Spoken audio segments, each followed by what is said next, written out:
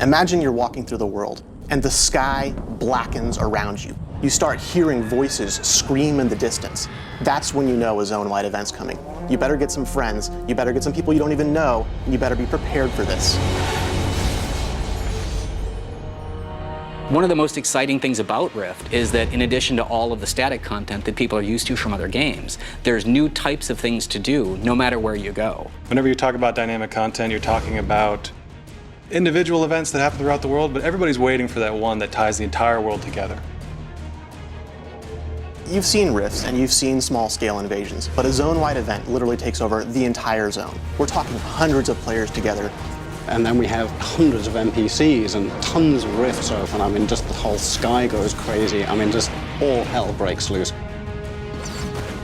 So it is very important for us to listen to our players, and we absolutely do. People said, we'd really love an open grouping system so we can get together in these raids a lot quicker. And that's exactly what we did.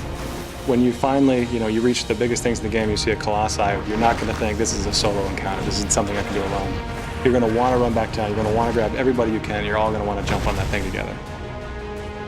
We are offering dynamic content in a way that no other game is, because we are giving players direct control. Ancient Wardstones are like a content pinata. This is your way to interact with the world and drive the game and make it do what you want it to do. The most immediate impact the player is going to see is going to be in the quest hubs themselves. Doing the quests, upgrade the hub.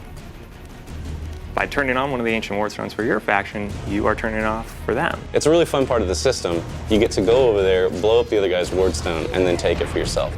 I get new content, I get new loot.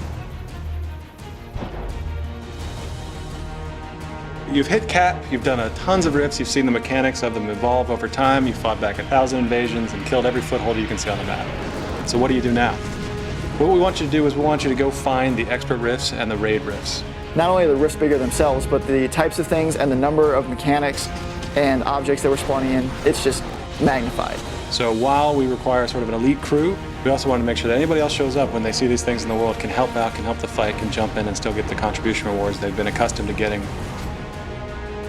Our reward system is based on performance, it's based on effort, it's a forgiving system meant to reward you for playing, but not to punish you for being outside of the radius when the event completes or dying because you're the first in to try to tank and nobody's healing you.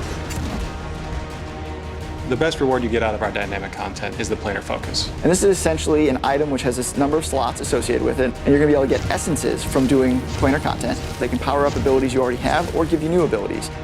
We wanted to put that middle M back into MMO. We're making a AAA MMO here, and we're doing things that nobody else is doing. It's not the world playing itself, it's not interactions between various systems, it's you. So when you take all these new types of things to do, and you put them all together, that's when you know.